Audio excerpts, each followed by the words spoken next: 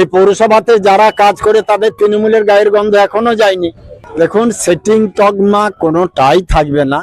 আরও হয়তো কোনো কোনো খবর আসতে দেরি হচ্ছে, আমারও লোক টোক রেডি করা আছে।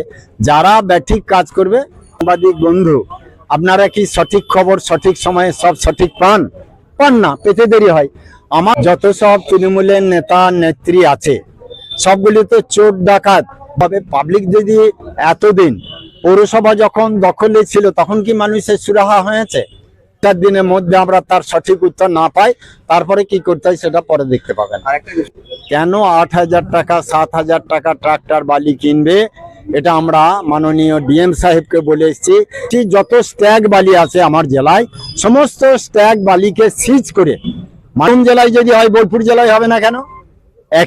এত টাকা দিয়ে বালি কিনেছে, কোনো সময় তো তৃণমূলের সময় একটা প্রতিবাদ করতে পারেনি। সব তৃণমূলের নেতা নেত্রী আছে সবগুলি তো চোর ডাকাত দুর্নীতিগ্রস্ত লোক।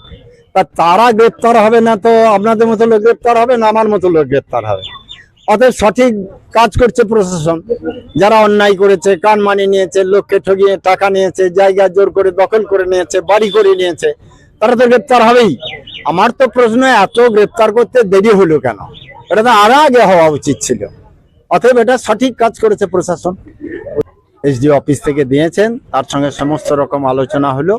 ওনারা কথা বলেছেন যে খুব অল্প সময়ের মধ্যে এটার সুব্যবস্থা হয়ে যাবে, তখন পাবলিক পাবে। পাবলিক যদি এতদিন পৌরসভা যখন দখলে ছিল তখন কি মানুষের সুরাহা হয়েছে?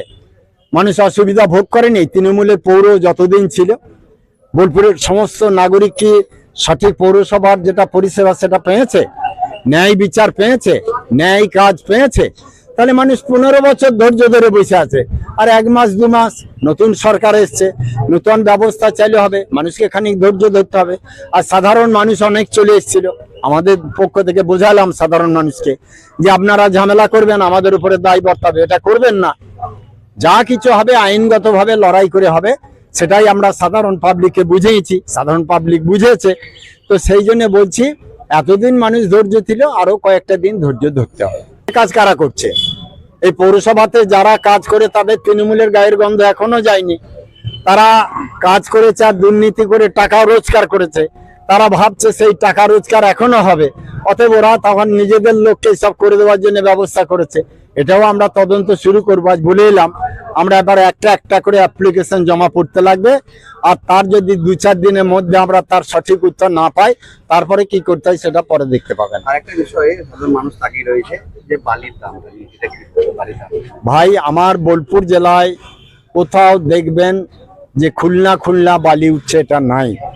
আমরা প্রশাসনকে বলেছি যে বালির সঠিক ব্যবস্থা করতে হবে। নদীর তীরের মালিক কেন 8,000 টাকা 7,000 টাকা ট্রাক্টর বালি কিনবে? এটা আমরা মাননীয় ডিএম সাহেবকে বলে এসেছি, এর একটা নির্দিষ্ট রেট ঠিক করুন, সাধারণ পাবলিক বালি পাক, এবং বৈধ ঘাট যেটা থাকবে সেখান থেকে বালি উঠুক। অফিসারদেরই একই কথা, অবৈধ ঘাট চলবে না। এখন তো যদি বীরভূম জেলাতে টোটাল আমার মনে হয় 11টি ঘাট আছে, তা 11টি ঘাটের মধ্যে ওরা কেউ বলবে বৈধ ঘাট। বৈধ ঘাটে কি জেসিপি নিয়ে বালি তোলার নিয়ম আছে? নৌকা নামিয়ে পাম্পিং এর মধ্যে কি বালি চালার নিয়ম আছে? তাহলে সবটাই অবৈধ। তাহলে অবৈধ যদি চালাতে না দেয় কোনো ঘাটই চলবে না। কিন্তু আমার কাছে খবর, এটা আমি অস্বীকার করছি না, কিছু চুরি করা লোক যারা বালির টাকা আত্মসাৎ করে, তারা যোগ সাজস করে কাউকে না কাউকে ধরে পারিয়ে 2-1 গাড়ি বালি এখানে ওখান থেকে যাচ্ছে। আমরা বলেছি যত স্ট্যাগ বালি আছে আমার জেলায়, সমস্ত স্ট্যাগ বালিকে সিজ করে মানুষের মধ্যে সরকারি ব্যবস্থায় এগুলোকে বিক্রি করার ব্যবস্থা করতে হবে। আপনারাই জানেন, বীরভূম জেলায় দেখলাম প্রায় 150 গাড়ি বালি সিজ করে সরকার ওটা ব্যবস্থা করছে। তাহলে বীরভূম জেলায় যদি হয় বোলপুর জেলায় হবে না কেন? একই ডিএম, একই এডিএম এলআরও, তাহলে এখানেও হতে হবে।